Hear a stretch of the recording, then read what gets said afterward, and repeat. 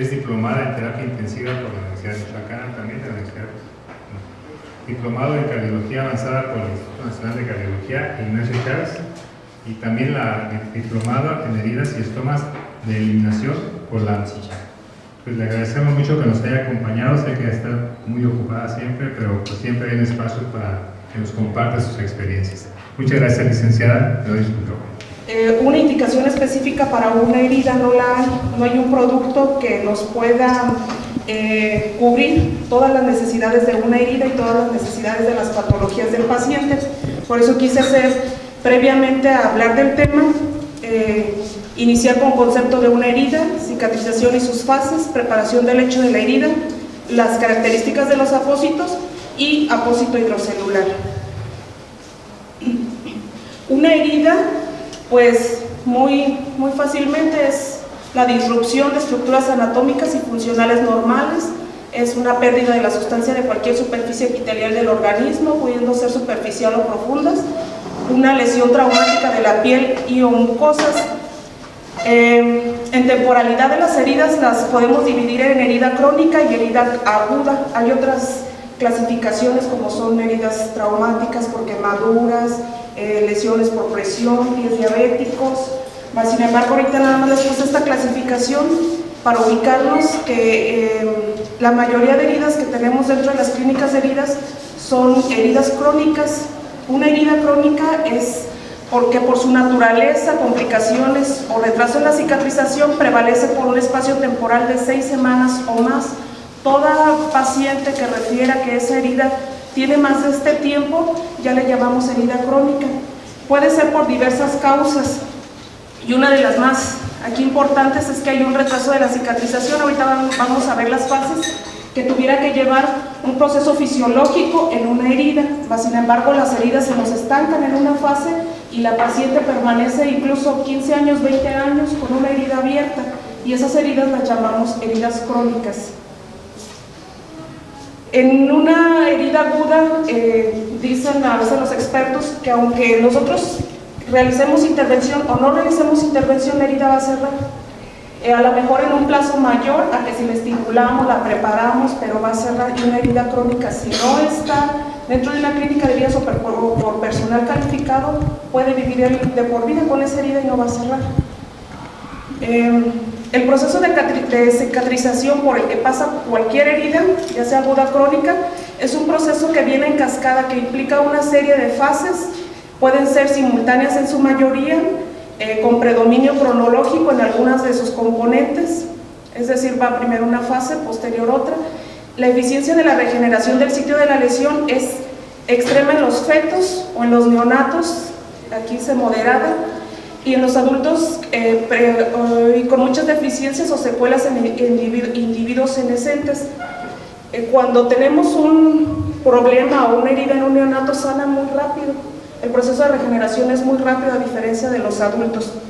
Entonces, este concepto de cicatrización conlleva 4 fases: la fase hemostática, la fase inflamatoria, la fase proliferativa y la fase de remodelación. Para nosotros poder usar un apósito tenemos que saber en qué fase se encuentra nuestra herida. Si se encuentra proliferando ya, nada más vamos a cuidar el tejido, vamos a estimularlo, vamos a tratar de que no tenga traumas repetitivos sobre él, para que pueda pasar a la fase de remodelación, en la cual ya está cerrada la herida. La mayoría de las heridas crónicas se nos estancan en esta fase, se encuentran permanentemente inflamadas y no pasan de aquí, se quedan en esta fase. Entonces, cuando tenemos que aplicar medidas para lograr que pase a la fase proliferativa, y esas medidas tienen que ver o se les llama preparación del lecho de la herida, que es crear las condiciones para ahora sí proceder a un cierre. La primera fase pues dura minutos, es una herida quizá traumática, y lo primero que sucede es la cascada de coagulación. Ahí quien participa en este proceso pues son las plaquetas. Por su agregación que hacen, se produce una vasoconstricción local a fin de hacer la hemostasia. Continúa la segunda fase, que es la inflamatoria, que es entre el primero y segundo día, en un proceso fisiológico normal. Aquí intervienen los mastocitos que liberan mediadores vasoactivos y proinflamatorios. También participan citocinas, neutrófilos, macrófagos, monocitos, que liberan citoquinas y mediadores de la inflamación. Y estos van hacia la zona lesionada, contrarrestando la vasoconstricción inicial y generando entonces vasodilatación e inflamación. En el paciente podemos tener estos signos o puede pasar inadvertido o asintomático. Puede haber dolor, edema y aumento de la temperatura, y lo podemos también confundir con una infección por los datos que tiene y poder encontrarse únicamente en esta fase de inflamación. La siguiente fase es la proliferativa, es entre el tercer y 14º día. En esta fase ya hay una señal de formación de tejido nuevo de reparación, incluye la fibroplasia, la síntesis de matriz extracelular nueva, angiogénesis, regeneración axonal, contracción temprana, epitelización, y en esta participan macrófagos, neutrófilos y fibroblastos. Estaba viendo yo el video que hizo de la sesión pasada el señor Willy, en donde nos decía la licenciada Leti que era el andamiaje, es como poner los cimientos que va a tener esa herida. Y vamos a tener que los síntomas que tenía en la fase anterior inflamatoria pues empiezan ya a disminuir. La última fase, y que es cuando ya la herida está cerrada, está entre el día 15 y puede durar meses e incluso 2 años. Por eso los pacientes todavía tienen sensaciones en las heridas cerradas. Puede llegar hasta 2 años seguir con la actividad celular, y por eso muchos productos todavía nos pueden participar en ayudar a modular la cicatrización que a veces tienen, cicatrices queloides o hipertróficas, por este tiempo que todavía tenemos actividad celular, aunque ya es en la cicatriz. Hay una modificación estructural y cuantitativa del colágeno producida durante la fase proliferativa. El principal elemento fisiológico es la epitelización, y hay un aumento progresivo de la fuerza tensil de la piel. Cuando se hace la herida y se hace la reparación celular, únicamente regresan las células a tener esa fuerza tensil de 70-90%, ya no regresan a un estado original. Posteriormente ocurre la remodelación del colágeno, regresión endotelial, y se traduce clínicamente por una disminución del color cicatrizal. Esas entonces son las 4 fases que tenemos de la cicatrización: hemostasia, inflamación, proliferación y remodelación.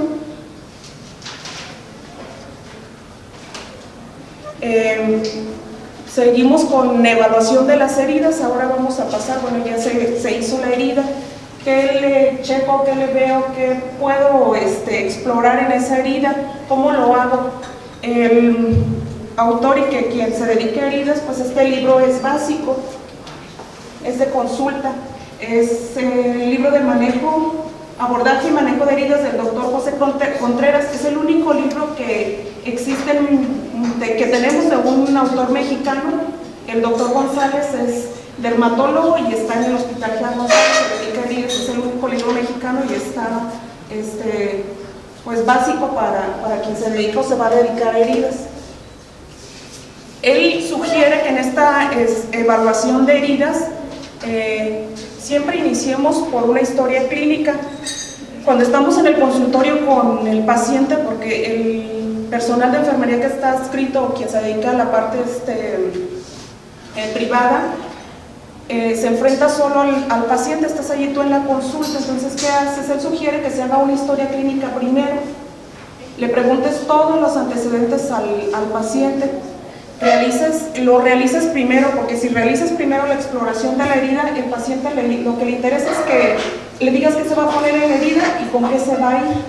Entonces a veces se te pierde si empiezas con la herida, o si exploras la herida puedes ya suponer y decir no, es una úlcera venosa porque ya la vi, y entonces ya en tu cabeza, en tu mente está que es una úlcera venosa, y ya no exploras hacia arterial, ya no exploras hacia pie diabético. Nos podemos perder. Entonces él sugiere por eso que primero hagamos una historia clínica y al final veamos la herida, porque entonces ya vas un poquito integrando hacia donde te vas. Aquí también hay que aclarar que el diagnóstico de la herida no es el 100% la responsabilidad de enfermería. Hay heridas que muy fácilmente te dicen, como lo dice la bibliografía, que tienen todos los datos y no hay momento para que tú te equivoques, pero hay heridas que de verdad el diagnóstico no te queda claro, no tienes los conocimientos adecuados, hace falta la participación de un dermatólogo, de un angiólogo, y entonces pues no puedes a lo mejor establecer un diagnóstico, pero en las que se puede, pues al hacer la historia clínica poco a poquito vas a ir integrándolo. Vamos a ver qué padecimiento tiene el paciente, porque quizás sea la causa de la herida. Por ejemplo, un paciente que está postrado en cama y que pues es úlcera por presión, o el paciente que es diabético y que trae una lesión por una hiperglicemia mantenida que tuvo anterior y que desarrolló pie diabético. Tenemos también que ver, antes de evaluar la herida, cuál fue la etiología, cuál fue la causa.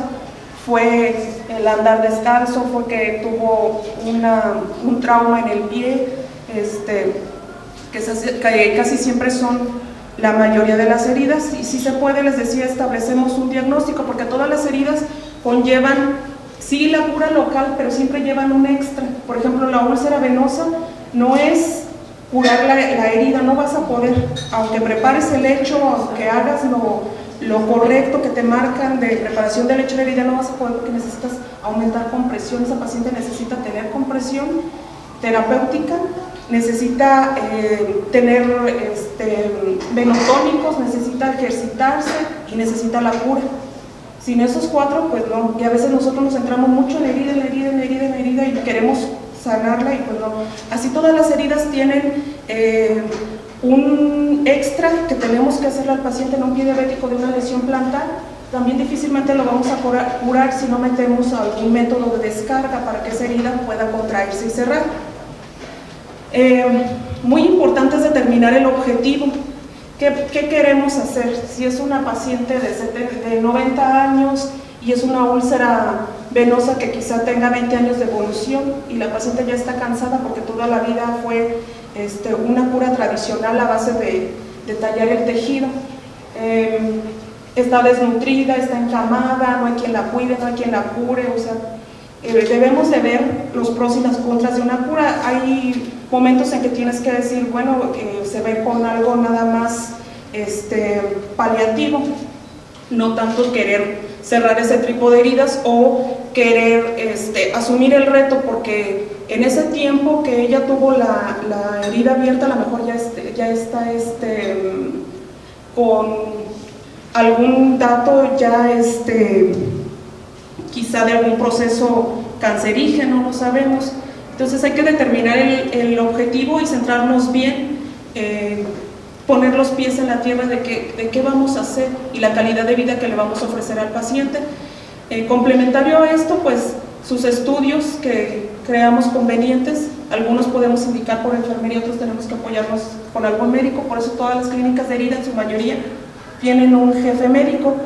Establecer un plan terapéutico integral, es decir, no nada más nos va a ser la cura local, tiene que ser, les decía yo, a lo mejor la compresión, a lo mejor el método de descarga, a lo mejor la visita obligada con angiología para que haga una revascularización, la parte que quizá tenga que ir a clínica de obesidad, tiene que ir a nutrición. Y por último, las reevaluaciones subsecuentes. Difícilmente podemos atender a todos los pacientes, se volvería muy costoso estarlos citando cada 3, 4 días, 5 días para nosotros hacer la curación. Lo que se trabaja es que ellos en algún tiempo, y dependiendo de la herida, tú los citas y los reevalúas para ver si pasa a hacer algún cambio o si el progreso de la herida es el resultado o es lo que tú esperabas, y si no, pues se hacen los ajustes convenientes. Hay pacientes particulares que sí te dicen, pues yo no me interesa, yo necesito que me cure y tengo los recursos para que usted lo haga las veces que sea necesario. Pues ahí también tenemos que tener esa apertura de nosotros dar el cuidado. Pero en las instituciones, pues en su mayoría ellos se lo tienen que hacer en casa, y tenemos que ser muy claros de cómo hacerlo con las palabras más sencillas para que no se equivoquen, porque incluso se ponen los apósitos al revés y llegan maceradas las heridas o la piel, se equivocan y se ponen agua muy caliente, algunas cuestiones que pueden suceder por no ser claros en las explicaciones.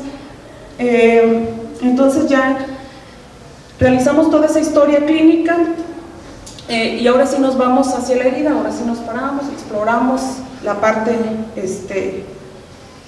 la que vamos a actuar más.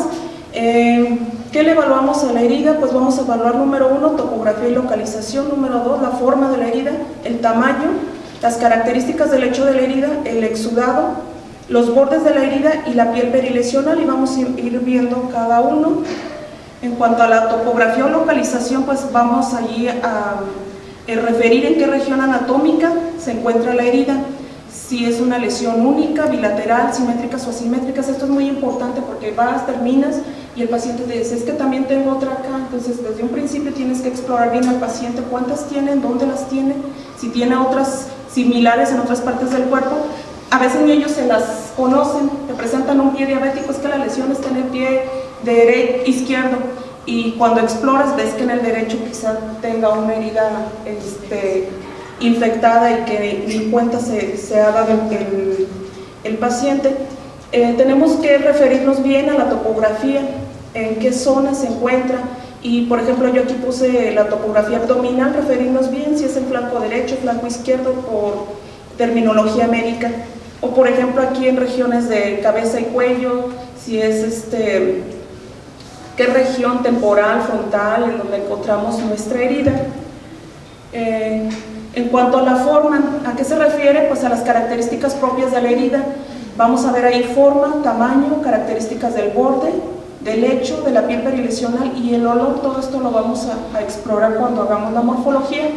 Y así, por ejemplo, en la forma tenemos formas redondas, formas irregulares como esta úlcera venosa, si ven bien, allá, porque luego las imágenes se pierden, ya no la veo bien aquí.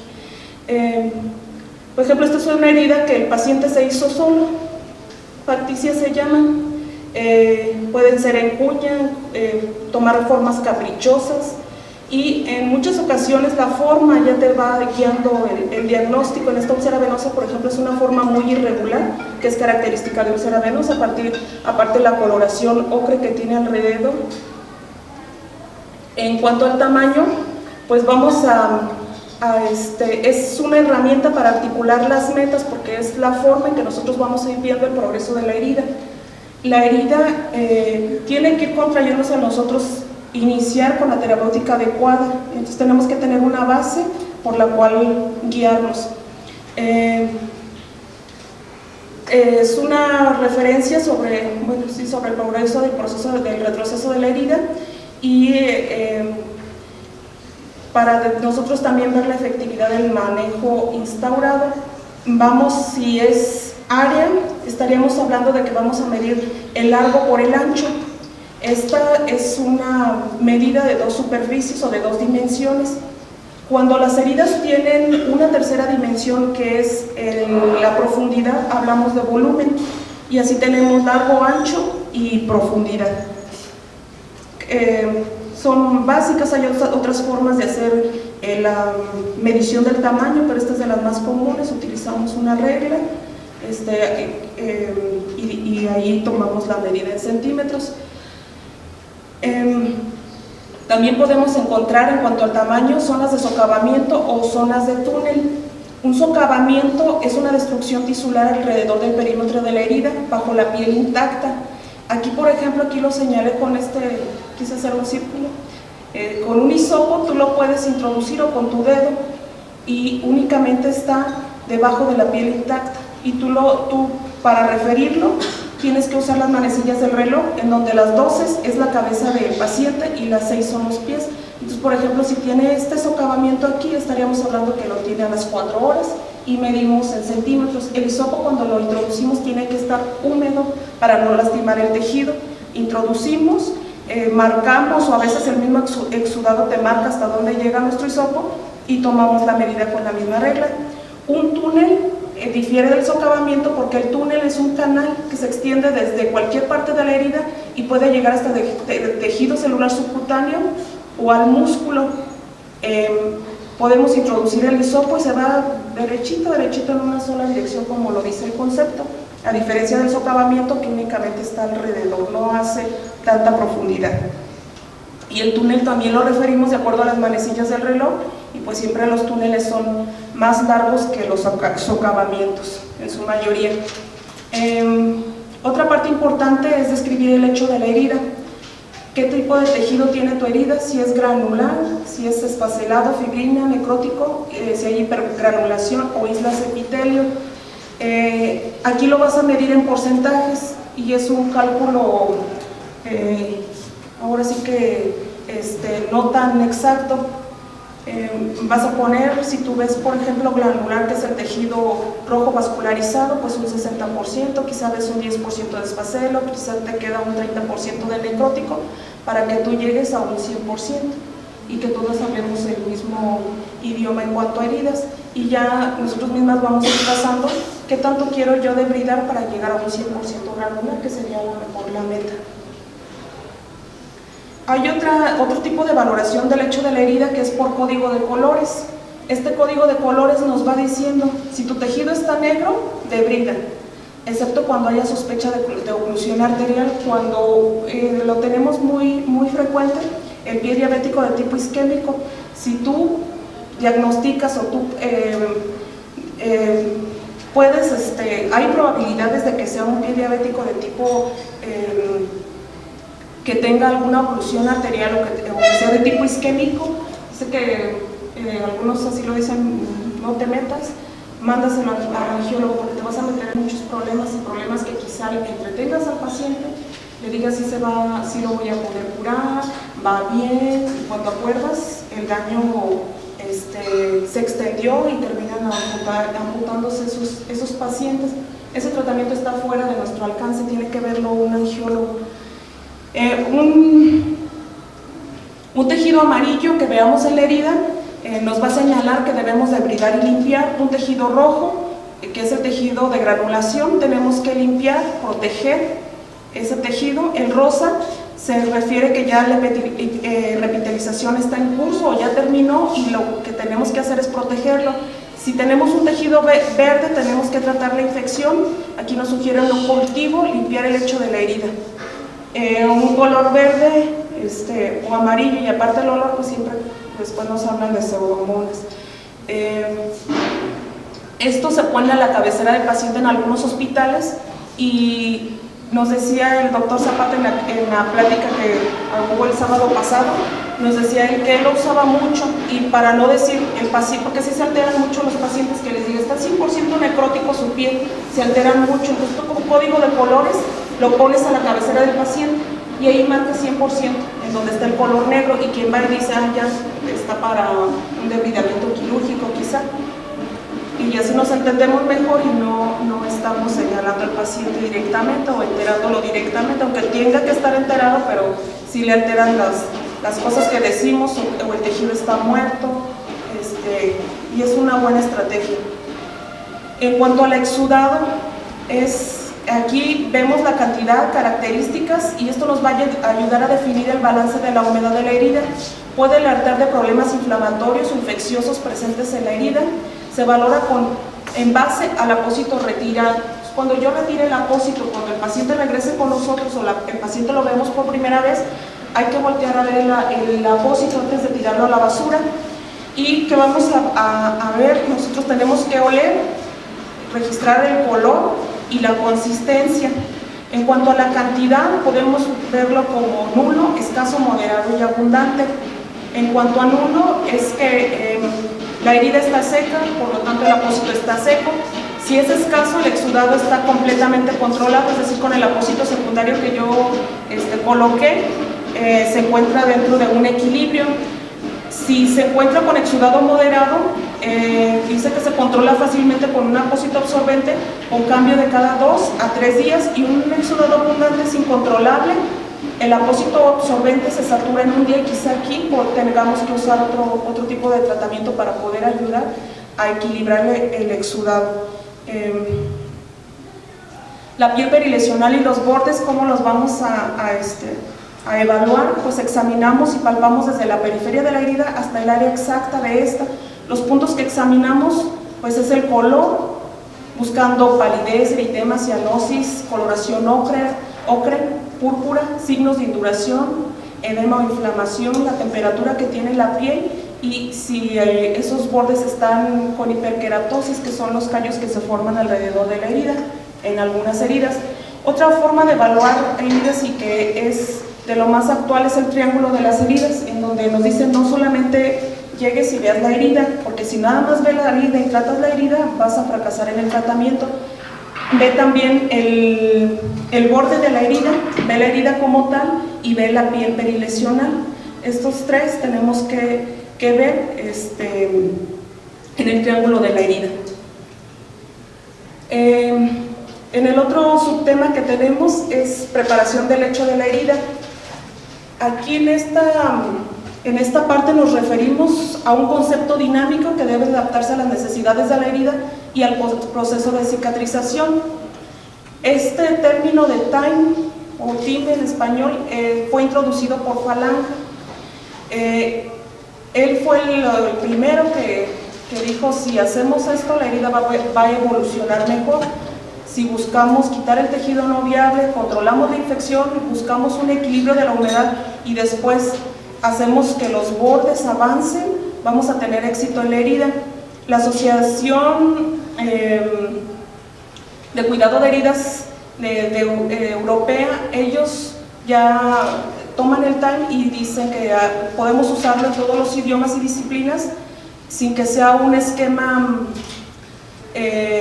tan estático como decíamos anteriormente, porque no vamos a hacer algo, quizá aquí sí, en el tejido no viable podemos ser un poco estáticos en lo que retiramos ese tejido, pero aquí podemos ir simultáneamente tratando la herida, porque si no nos tardaríamos mucho. Sí, la herida tiene que estar limpia, pero sí se puede tratar infección y ir equilibrando la humedad, limpiando la herida, equilibrando la humedad para avanzar más rápido. Aquí la T, pues es la presencia de tejido necrótico o comprometido, es habitual en las heridas crónicas que no evolucionan la cicatrización, y su eliminación tiene muchos efectos benéficos. Se suprime el tejido no vascularizado, bacterias, células, y obtenemos un medio que estimula la formación de tejido sano. Hay partes o tejidos que no debemos retirar, como les decía yo, la parte que sugerimos o que es un pie isquémico, pues ahí sí va a ser la excepción de que hagamos la T. Ahí se prefiere una cura seca, ¿no? Hasta que lo vea en geología.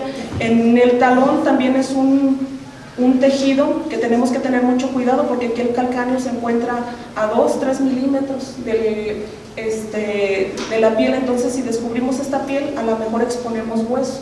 Y si es una escara que está estable, es decir, no tiene datos de infección ni tiene secreción, se puede dejar un poquito que se estabilice más, que se reduzca, y poco a poco el organismo lo va a ir eliminando con una cura tradicional. Hay sus excepciones y tenemos que estar bien enteradas en dónde podemos hacer nosotros el debridamiento mecánico y en dónde no, autolítico.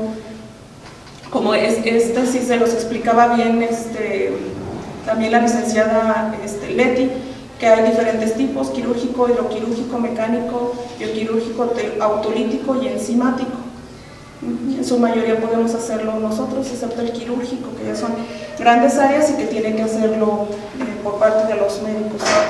El control de la infección y de la inflamación. Las heridas crónicas pues presentan un alto nivel de colonización por parte de organismos bacterianos o fúngicos. Esto se debe pues a que las heridas permanecen abiertas durante periodos prolongados, y también influyen pues otros datos como la hipoxia, enfermedades, y también aquí tenemos la formación de biopelículas o biofilm, y tenemos que hacer un control de esta carga bacteriana. Una herida infectada pues difícilmente te va a cerrar hasta que la puedas contraer. Aquí también hay que dejar claro que una herida siempre va a estar colonizada. No esperen tomar un cultivo y que el cultivo te salga negativo, siempre va a haber ahí bacterias que van a estar presentes en las heridas. El control del exudado, que es la letra M, pues hay que lograr ese equilibrio para que logremos, y dice aquí que pues es de los mayores logros en los últimos 50 años, que logrando un equilibrio del exudado, pues la herida acelera más la revitalización, el cuerpo revitaliza más rápido la herida. Y aquí es donde entran nuestros apósitos, en el control del exudado. Esta parte, pues sí, hay otros, hay alginatos, hay hidrofibras para ese control del exudado. En cuanto a la estimulación de bordes, y ya es cuando una herida está limpia y a lo mejor ya con menos profundidad, pues la cicatrización eficaz precisa el restablecimiento de un epitelio intacto y la recuperación de la funcionalidad de la piel. El proceso de epitelización puede verse afectado de forma indirecta cuando hay fallos en la matriz de la herida o isquemia, o de forma indirecta afectan la movilidad celular, la adhesión dentro de los queratinocitos. Ya es la última parte, ya únicamente estamos esperando que esos bordes se juntan.